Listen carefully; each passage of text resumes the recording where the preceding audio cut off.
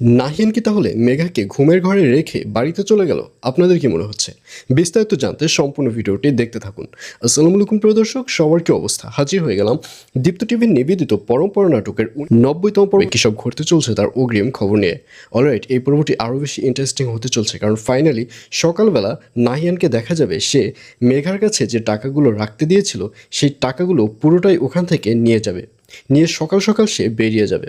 আসলে নাহিয়ান চেয়েছিল মেঘাকে সারপ্রাইজ দেবার জন্য, অর্থাৎ মেঘা ঘুম থেকে ওঠার আগেই নাহিয়ান গিয়ে নাস্তা নিয়ে আসবে।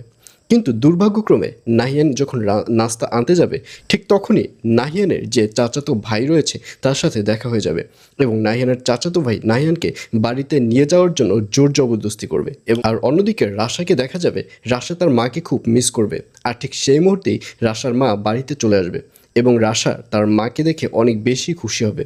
আসলে রাশা যে তার মাকে মিস করছে এই ব্যাপারটি রাশার ছোট মামা বুঝতে পেরেছে, এবং রাশার ছোট মামাই জোর করে তার মাকে নিয়ে এসেছে। কিন্তু তার মা যেসব কথা বলবে এইসব কথা রাশার শুনে ভালো লাগবে না।